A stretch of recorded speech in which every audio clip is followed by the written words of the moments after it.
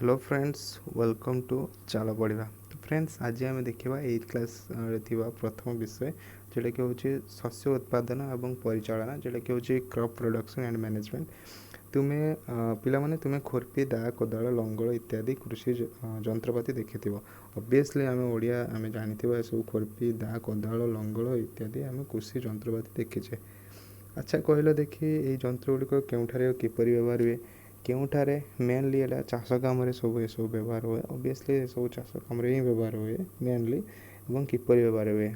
Okay, तो तार सब जिनसर सब अलग अलग काम अच्छे। खुरपी माटी ताड़ा हे, दारे किसी जिन काटापी धान काटापी दा, कोदाल माटी खोलियापी लाइक। ओके, तुम जान प्रत्येक जीव बचापी खाद्य दरकार कै। जीव मैंने खाद्य दरकार करते बिकज खाद्य शक्ति मिले और शक्ति द्वारा आम शारीरिक कार्य करने शक्ति पाई था। ओके, उद्भिद निज खाद्य निजे प्रस्तुत करती। मनीष उद्भिद क्वेश्चन आसो, उद्भिद मैंने क्यों मैंने निज खाद्य निजे प्रस्तुत करती। तो क्यों मैंने निज खाद्य निजे प्रस्तुत करती, तो ये हम उद्भिद मैंने यहाँ सर्ट क्वेश्चन आसी। उद्भिद मैंने निज खाद्य निजे प्रस्तुत करती, से कहार डिपेंड करती ना, निज खाद्य निजे प्रस्तुत करती। किंतु तेबे मनीष समेत प्राणीकूल निज खाद्य निजे प्रस्तुत करें ना। मनीष निज खाद्य निजे प्रस्तुत करें ना, से उद्भिद उपरे एवं प्राणी उपरे निर्भर कर बंचती। तेरे कह देखिए प्राणी मैंने क्योंठार खाद्य खाई बंचती। तो कहले जमी मैंने उद्भिद ठार खाद्य पाई था प्राणी ठार। कोई प्राणी ठार केमती ना, प्राणी ठार जमी आम चिकेन माछ मांस अंडा ये सब पाई था। प्रथम आम जाना कथा जे आम मैंने खाद्य कहीं खाओ। खाद्य खावा द्वारा आमको शक्ति मिलता है, विभिन्न कार्य करने शक्ति मिले, से आम खाद्य खाओ। आम समस्ते जाने खाद्य शक्ति मिले, यही शक्ति को विभिन्न शारीरिक क्रियापी जीव उपयोग करे। शारीरिक क्रिया माने माने देह भितर कि देह बाहर जो सब कार्य हो सब शारीरिक क्रिया। शारीरिक क्रिया जमती तुम मोर भितर जो एक उदाहरण देछे, कार्य गुड़िक हूँ परिपाक, श्वसन और रेचन इत्यादि। परिपाक कौन ना, खाद्य हजम हम। ओके, खाद्य जो खाइले खाद्य हजम होगापी शक्ति आवश्यक होता है। श्वसन हूँ निश्वास प्रश्वास, एवं रेचन रेचन कौन है जोटा कि हूँ आमर मलमूत्र स्वेटिंग झाड़ सब गोटे रेचन। ओके, आम उद्भिद ठारू और प्राणी ठारू कि उभयों ठारू खाद्य पाई था। उद्भिद ठारू पाइले, उद्भिद ठारू कौन पाइले, उद्भिद ठारू आम पाइले वेजिटेबल्स पाइले, ये सब आम पाइले।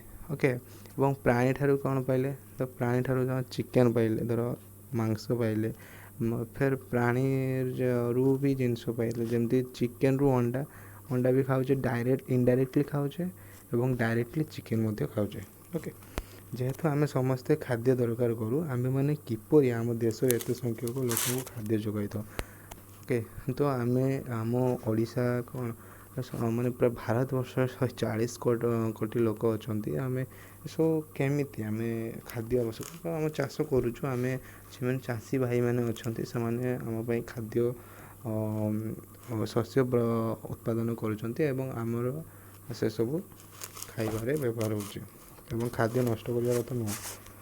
एक विराट जनसमाज को खाद्य जोगाइक गले नियमित उत्पादक, ठीक परिचालन और सुषम बंटन एकांत जरूरी। तो कहला जे उत्पादन उत्पादन जदि न हो, उत्पादन हूँ फास्ट स्टेप। उत्पादन हम तापर ठीक भाव परिचालन हम, तब सुषम बंटन जदि सामान भाव में बांटन हम, जड़े जदि रखीद तो खाद्यर संकट लगे और रेट सब बढ़ीज है। देखिए बजार सब रेट बढ़ी जाए बिकज जो जो खाउटी माने आम मैंने सब माने टेंशन हो, बिकज जो परिमाण खाद्य उत्पादन होगा कथा से परिमाण उत्पादन होनी कि किसी बदमाश से सब खाद्य को माने जो आसूची पनीपरिया ताको माने अटके देला फल माने खाद्य संकट देखा जाए। तो कृषि प्रणाली कौन ना, ख्रीष्टपूर्व 10,000 वर्ष पूर्वे लोक मैंने जाजावर भाव जीवन जापन जाजावर भाव जीवन जापन कर माने ना घर थी ना किसी थी। ओके, ना माने फैमिली संग रिलेशन नजाजावर भाव ना घर भर कि। ओके, जे राति से रे ଜୀବନଯାପନ କରୁଥିଲେ ସେମାନେ ବିଭିନ୍ନ ଗୋଷ୍ଠୀ ରହିକି ଖାଦ୍ୟ ଅନ୍ୱେଷଣ କରୁଥିଲେ। ଗୋଷ୍ଠୀର ମାନେ ଦଳ ଦଳ ରହିକି ଖାଦ୍ୟ ଅନ୍ୱେଷଣ କରୁଥିଲେ। ଜଣେ କିଏ ରହୁନଥିବ, ସେମାନେ ଗୋଷ୍ଠୀ ରହିକି ଖାଦ୍ୟ ଏଣେ ତେଣେ ଘୁରି ବୁଲୁଥିଲେ। ସେମାନେ କଞ୍ଚା ଫଳ ଓ ପନିପରିବା ଖାଉଥିଲେ। କଞ୍ଚା ଫଳ ଏବଂ ପନିପରିବା ଖାଉଥିଲେ। ସେମାନେ ଖାଦ୍ୟ ପାଇଁ ପ୍ରାଣୀ ମଧ୍ୟ ଶିକାର କରୁଥିଲେ। ଖାଦ୍ୟ ପାଇଁ ପ୍ରାଣୀର ଶିକାର କରୁଥିଲେ। ଓକେ, ପ୍ରାଣୀର ଶିକାର କରୁଥିଲେ ସେତେବେଳେ ସେମାନେ କଞ୍ଚା ଫଳ ଓ ପନିପରିବା ଖାଉଥିଲେ। କଞ୍ଚା ଫଳ ଓ ପନିପରିବା ଯେଉଁଟାକି ଯେଉଁ ହେଇଛି ସେମାନେ ନିଜେ କରୁନଥିଲେ।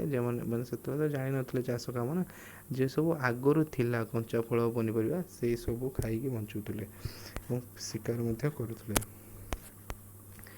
ପରେ ସେମାନେ ଜମି ଚାଷ କଲେ, ଧାନ ଗହମ ଅନ୍ୟାନ୍ୟ ଶସ୍ୟ ଜାତୀୟ ପଦାର୍ଥ ଉତ୍ପାଦନ କଲେ। ତାପରେ କ'ଣ କଲେ ନା ସେମାନେ ଜମି ଚାଷ କଲେ। ଜମି ଚାଷ କରିକି ସେଥିରେ ଧାନ ଗହମ ଅନ୍ୟାନ୍ୟ ଶସ୍ୟ ଜାତୀୟ ପଦାର୍ଥ ଉତ୍ପାଦନ କଲେ। ଏହିପରି କୃଷିର ଆରମ୍ଭ ହେଲା। ୟା ପରେ ପରେ କୃଷିର ଆରମ୍ଭ ହେଲା। କୌଣସି ପ୍ରକାର ଗୋଟିଏ ଉଦ୍ଭିଦ ଗୋଟିଏ ସ୍ଥାନରେ ଉତ୍ପାଦନ ଅଧିକ ମାତ୍ରାରେ ଚାଷ କରିବାକୁ ଫସଲ କୁହାଯାଏ। ତ ଫସଲ କାହାକୁ କୁହାଯାଏ ଦେଖିବା ଏଇଠୁ। କୌଣସି ପ୍ରକାର ଗୋଟିଏ ଉଦ୍ଭିଦ ଗୋଟିଏ ସ୍ଥାନରେ ଉତ୍ପାଦନ ଅଧିକ ମାତ୍ରାରେ ଚାଷ କରିବାକୁ ଫସଲ କୁହାଯାଏ। ଏଇଟା କ୍ୱେଶ୍ଚନ୍ ପଡ଼ିବ, ଫସଲ କାହାକୁ କୁହାଯାଏ? ମାନେ ଗୋଟିଏ ପ୍ରକାର ଉଦ୍ଭିଦ ଗୋଟିଏ ସ୍ଥାନରେ ଚାଷ ହେଉଥିବ। ସପୋଜ୍ ଧାନ ଚାଷ। ଧାନ ଚାଷଟା କ'ଣ ହେଉଥିବ ନା, ଧର ଆମର ଏପଟରେ ଜମି ଅଛି। ଜମି ଆମର ଯେମିତି ଗୋଟେ ଗୁଣ୍ଠ ଏକର ହିସାବରେ ନିଆ ହୁଏ, ଗୁଣ୍ଠ ହିସାବରେ ନିଆ ହୁଏ। ଗୋଟେ ଜାଗାରେ ସେଇଠି ଧାନ ଚାଷ ହିଁ ହେବ। ଆଉ କିଛି ତା ଭିତରେ ହେବନି। ଚାଷ କରାହେବ ଅଧିକ ମାତ୍ରାରେ ହେବ, ସେଇଟାକୁ ଫସଲ କୁହାଯାଏ। ଉଦାହରଣ ସ୍ୱରୂପ ଗହମ ଫସଲ କହିଲେ ଗୋଟିଏ ଜମିରେ ସମ୍ପୂର୍ଣ୍ଣ ଭାବରେ ଗହମର ଉତ୍ପାଦନକୁ ବୁଝାଏ। ସମ୍ପୂର୍ଣ୍ଣ ଗହମ ଉତ୍ପାଦନକୁ ବୁଝାଏ। ଉତ୍ପାଦନ ମାନେ ହେଲା ପରେ ତା'ର ଅମଳ ଫମଳ ସବୁ କଥା ବୁଝାଇବ। ତୁମେ ଜାଣ ଯେ ଫସଲ ଗୁଡ଼ିକ ବିଭିନ୍ନ ପ୍ରକାର, ଯଥା ଖାଦ୍ୟଶସ୍ୟ, ପନିପରିବା ଏବଂ ଫଳ। ମେନଲି 3 ଟାଇପ୍ସ ଖାଦ୍ୟଶସ୍ୟ ମାନେ କ'ଣ, ଯେ ମେନ୍ ଖାଦ୍ୟଶସ୍ୟ ଗୁଡ଼ାକ ଯେମିତି ଧାନ ଗହମ ଏସବୁ। ପନିପରିବା ରହିଲା ଯେଉଁଟା ଭେଜିଟେବଲ୍ସ। ଫଳ ରହିଲା, ଫଳ ଅଲଗା କଥା। ଉତ୍ପାଦନ ଯେଉଁ ଋତୁରେ ହୋଇଥାଏ ସେ ଅନୁସାରେ ଏଗୁଡ଼ିକ ବିଭିନ୍ନ ଶ୍ରେଣୀରେ ବିଭକ୍ତ କରାଯାଇଛି। ଭାରତ ଏକ କୃଷି ପ୍ରଧାନ ଦେଶ। ପଚାରିଦେବ ଡ୍ୟାସ୍ ଏକ କୃଷି ପ୍ରଧାନ ଦେଶ। ଭାରତ ଏକ କୃଷି ପ୍ରଧାନ ଦେଶ। ଏହାର ଜଳବାୟୁ ଅବସ୍ଥା ଯଥା ତାପମାତ୍ରା, ଆର୍ଦ୍ରତା ଏବଂ ବୃଷ୍ଟିପାତ ଆଞ୍ଚଳିକ ଭିନ୍ନ ଭିନ୍ନ ହୋଇଥାଏ। ତାପମାତ୍ରା କହିଲେ ଟେମ୍ପରେଚର୍, ଯେଉଁଟାକି ମାନେ ଯେଉଁ ଅନୁସାରେ ଟେମ୍ପରେଚର୍ ଅନୁସାରେ ଡିପେଣ୍ଡ କରେ। ଆର୍ଦ୍ରତା ମଏଶ୍ଚର୍, ଓକେ, ଏବଂ ବୃଷ୍ଟିପାତ ଯେଉଁଟାକି ହେଉଛି ବର୍ଷା, ସେ ଆଞ୍ଚଳିକ ବିଭିନ୍ନ ସ୍ଥାନରେ ଭିନ୍ନ ଭିନ୍ନ ହୋଇଥାଏ। ଏ ଅନୁସାରେ ବିଭିନ୍ନ ପ୍ରକାର ଫସଲ ଉତ୍ପାଦନ ଦେଶରେ ଭିନ୍ନ ଭିନ୍ନ ଅଞ୍ଚଳରେ ରହିଥାଏ। ମାନେ ଅଲଗା ଅଲଗା ଜାଗାରେ ଅଲଗା ରକମ ଚାଷ ହେଉଥିବ। ଏହି ବିବିଧତା ସତ୍ତ୍ୱେ 2ଟି ଉନ୍ନତ କିସମର କୃଷି ପ୍ରଣାଳୀ ଚିହ୍ନଟ କରାଯାଇଛି। ସେଗୁଡ଼ିକ ଗୋଟେ ହେଉଛି ଖରିଫ ଫସଲ, ଆଉ ଗୋଟେ ହେଉଛି ରବି ଫସଲ। ତ ଖରିଫ ଫସଲ ଆଉ ଗୋଟେ ହେଉଛି ରବି ଫସଲ। ତ କୃଷି ପ୍ରଣାଳୀ ଚିହ୍ନଟ କରାଯାଇଛି। ବିବିଧତା ସତ୍ତ୍ୱେ 2ଟି ଉନ୍ନତ କିସମର କୃଷି ପ୍ରଣାଳୀ ଚିହ୍ନଟ କରାଯାଇଛି। ସେଗୁଡ଼ିକ ହେଉଛି ଖରିଫ ଫସଲ ଆଣ୍ଡ ଆନଦର ୱାନ୍ ଇଜ୍ ରବି ଫସଲ। ଖରିଫ ଫସଲ ହେଉଛି ବର୍ଷା ଦିନ ଏବଂ ରବି ଫସଲ ହେଉଛି ଶୀତ ଦିନ। ରବି ମାନେ ତ ସୂର୍ଯ୍ୟ, ତାକୁ ରବି ଫସଲକୁ ଖରା ଦିନ ଭାବି ନେବନି। ଓକେ, ରବି ଫସଲଟା ଶୀତ ଦିନ ହିଁ ହୁଏ ଏବଂ ଖରିଫ ଫସଲଟା ବର୍ଷା ଦିନେ ଚାଷ କରାଯାଇଥାଏ। ଖରିଫ ଫସଲ କାହାକୁ କୁହାଯାଏ କ୍ୱେଶ୍ଚନ୍ ପଡ଼ିବ ନା, ବର୍ଷା ଦିନେ ଚାଷ କରାଯାଉଥିବା ଫସଲକୁ ଖରିଫ ଫସଲ, ଆଣ୍ଡ ରବି ଫସଲ କାହାକୁ କୁହାଯାଏ ନା, ଶୀତ ଦିନେ ଚାଷ କରାଯାଉଥିବା ଫସଲକୁ ରବି ଫସଲ କୁହାଯାଏ। ଓକେ, ଖରିଫ ଫସଲ ବିଷୟରେ ଦେଖିବା। ଡିଫରେନ୍ସ ପଚାରିଦେବ ଖରିଫ ଫସଲ ଆଉ ରବି ଫସଲ। ଏଠି ଖରିଫ, ଏଠି ରବି। ଓକେ, ଏଇଭଳିଆ କରିପାରିବ। ତ ଏଇଟା ଗଲା। ଦେଖିବା ଖରିଫ ଫସଲର କ'ଣ କହିଛି ନା, ବର୍ଷା ଦିନେ ଚାଷ କରାଯାଉଥିବା ଫସଲ ଖରିଫ ଫସଲ କୁହାଯାଏ। ଏହା ଭାରତ ବର୍ଷରେ ଋତୁ ସାଧାରଣତଃ ଜୁନ୍ରୁ ସେପ୍ଟେମ୍ବର। ସର୍ଟ କ୍ୱେଶ୍ଚନ୍, ଖରିଫ ଫସଲ ଜୁନ୍ରୁ ସେପ୍ଟେମ୍ବର ଏବଂ ରବି ଫସଲ ଅକ୍ଟୋବରରୁ ମାର୍ଚ୍ଚ। ଓକେ, ଚାଷ କରାଯାଏ। ଖରିଫ ଫସଲ ଧାନ, ମକା, ସୋୟାବିନ୍, ଚିନାବାଦାମ, କପା, ଏହା ଖରିଫ ଫସଲର ଅନ୍ତର୍ଭୁକ୍ତ।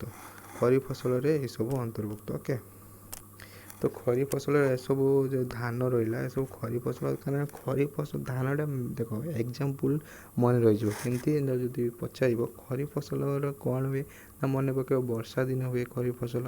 ଓକେ, ତ ଏଣ୍ଡ ତାକୁ ମନେ ପକାଇବ ନା, ଧାନଟା କ'ଣ ନା, ଧାନଟା ଖରିଫ ଫସଲ। ବିକଜ ଧାନ ପାଇଁ ପ୍ରଚୁର ଜଳ ଦରକାର ହୁଏ।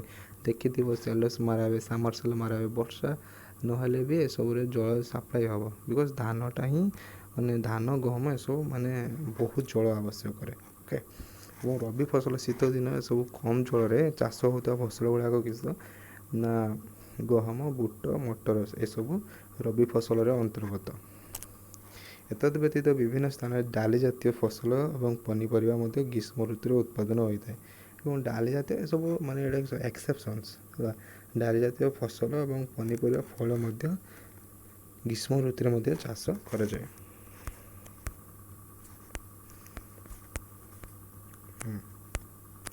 ଫସଲ ଉତ୍ପାଦନର ମୌଳିକ ପ୍ରଣାଳୀ। ତ ପ୍ରଣାଳୀ କ'ଣ କହିଛି ନା ଏଇଟା ପ୍ରୋସେସଟା କିସ ସେଟା ଦେଖିବା। ସାଧାରଣତଃ ଶୀତ ଦିନେ କାହିଁକି ଧାନ ଉତ୍ପାଦନ ହୁଏ ନାହିଁ? ବିକଜ ମୁଁ କହିଲି ଅଲରେଡ଼ି ଯେ ଶୀତ ଦିନ ବର୍ଷା ହୁଏ ନାହିଁ, କମ୍ ବର୍ଷା ହୁଏ କି ହୁଏ ବି ନାହିଁ କହିତେ ଗଲେ। ତ ସେଥିପାଇଁ ବର୍ଷା ଦିନେ ବହୁତ ବର୍ଷା ହୁଏ, ସେଥିପାଇଁ ଧାନ ଚାଷ ପାଇଁ ପ୍ରଚୁର ଜଳ ଆବଶ୍ୟକ ହେଉଥିବା ହେତୁ ଧାନ ଚାଷ ବର୍ଷା ଦିନେ ହୁଏ, ଯେଉଁଟାକି ହେଉଛି ଖରିଫ ଫସଲର ଅନ୍ତର୍ଗତ। ଓକେ, ଧାନ ଚାଷ ପାଇଁ ପଢ଼ିଦେବା। ଧାନ ଚାଷ ପାଇଁ ପ୍ରଚୁର ଜଳ ଆବଶ୍ୟକ କରେ, ତେଣୁ ଏହାକୁ ବର୍ଷା ଦିନେ ଚାଷ କରାଯାଏ। ଶସ୍ୟ ଉତ୍ପାଦନ ପାଇଁ କୃଷକ ଏକ ନିର୍ଦ୍ଦିଷ୍ଟ ସମୟରେ ବିଭିନ୍ନ ପନ୍ଥା ଅବଲମ୍ବନ କରିଥାଏ। ଯେପରି ଜଣେ ମାଳି ବଗିଚାରେ କିମ୍ବା ତୁମେ ତୁମ ଘରେ ଫୁଲ ବଗିଚାଟିଏ କରିବା ପାଇଁ କାର୍ଯ୍ୟ କରିଥାଅ, ସେହିପରି କୃଷି ପାଇଁ ବିଭିନ୍ନ କାର୍ଯ୍ୟ ଆବଶ୍ୟକ। ଏହି ପ୍ରକାର କାର୍ଯ୍ୟକଳାପକୁ କୃଷି ପ୍ରଣାଳୀ କୁହାଯାଏ। ତ କ୍ୱେଶ୍ଚନ୍ ପଚାରିଦେବ କୃଷି ପ୍ରଣାଳୀ କାହାକୁ କୁହାଯାଏ? କହୁଛି ନୋଟ୍ କରିପାର ନହେଲେ ଲେଖିପାର। ଶସ୍ୟ ଉତ୍ପାଦନ ପାଇଁ ଯେମିତି ଶସ୍ୟ ଉତ୍ପାଦନ ପାଇଁ ବିଭିନ୍ନ ପ୍ରଥା ନିର୍ଦ୍ଦିଷ୍ଟ ଲେଖିବ। ଶସ୍ୟ ଉତ୍ପାଦନ ପାଇଁ ଏକ ନିର୍ଦ୍ଦିଷ୍ଟ ସମୟରେ ବିଭିନ୍ନ ପନ୍ଥା ଅବଲମ୍ବନ କରାଯାଏ। ଓକେ, ସେହି ପ୍ରଣାଳୀକୁ ସେହି କାର୍ଯ୍ୟକଳାପକୁ କୃଷି ପ୍ରଣାଳୀ କୁହାଯାଏ, ବା ସେହି ପ୍ରଣାଳୀକୁ କୃଷି ପ୍ରଣାଳୀ କୁହାଯାଏ। କୃଷି ପ୍ରଣାଳୀର ହେଲା କୃଷି ପ୍ରଣାଳୀ କିସ ନା କୃଷି ପ୍ରଣାଳୀର ଷ୍ଟେପ୍ସ ଗୁଡ଼ିକ ହେଲା ମୃତ୍ତିକା ପ୍ରସ୍ତୁତି, ମଞ୍ଜି ବୁଣା, ଖତ ଓ ସାରର ପ୍ରୟୋଗ, ଜଳସେଚନ, ଅନାବନା ଗଛ ଦମନ, ଅମଳ ଏବଂ ସଂରକ୍ଷଣ। ଏହା ଷ୍ଟେପ୍ ୱାଇଜ୍ ଅଛି।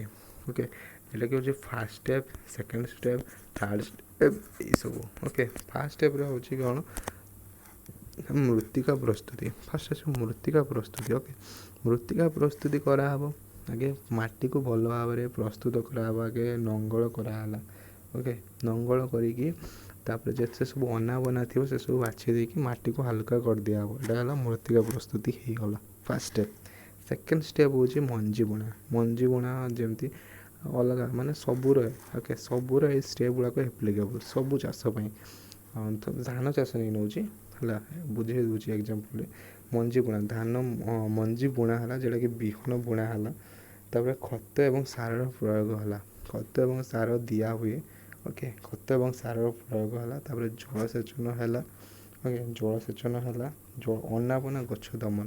ଅନାବନା ଗଛ ଦମନ ହେବ ଯଦି ଅଲଗା ଗଛ କିଛି ମଝିରେ ଉଠିଥିବ। ଯିଏ ଚାଷ କରୁଥିବ ସେଇ ଚାଷ ବ୍ୟତୀତ ଯଦି ଅଲଗା କିଛି ଗଛ ଉଠିଥିବ ଯେଉଁଟାକି ସେ ଗଛ ପ୍ରତି ଖରାପ, ସେସବୁକୁ କ'ଣ ଅନାବନା ଗଛ କୁହାଯାଏ। ଅମଳ କରାହେବ। ଓକେ, ଅମଳ ମାନେ କ'ଣ? ସେଟାକୁ ତା ମାନେ ଧାନ କାଟା ହେବ, ଯେଉଁଟାକୁ ଅମଳ କୁହାଯାଏ। ତାପରେ ରୁଆ ହେଲା, ଧର ସେଟାକୁ ଏଇ ଷ୍ଟେପ୍ ନାହିଁ, ବଟ୍ ସେଇଟା ଅମଳ ହେଲା। ଅମଳ ପରେ ସଂରକ୍ଷଣ। ସଂରକ୍ଷଣ କ'ଣ? ଧାନକୁ ପିଟିକି ଯେଉଁ ରଖା ହେଉଛି, ତୁମ ଘରେ ରଖୁଛ ଷ୍ଟୋର୍ କରିକି, ସେଇଟା ହେଉଛି ସଂରକ୍ଷଣ କୁହା। ଓକେ, ତ ଏଇସବୁ ଷ୍ଟେପ୍ସ ଗୁଡ଼ାକ ମନେ ରଖିବ ଏବଂ ମୃତ୍ତିକା ପ୍ରସ୍ତୁତି ପାଖରୁ ଆମେ ନେକ୍ସଟ କ୍ଲାସ୍ରେ ଡିସ୍କସ୍ କରିବା। ଓକେ, ସେ ପର୍ଯ୍ୟନ୍ତ ଥ୍ୟାଙ୍କ ୟୁ, ରହିଲି।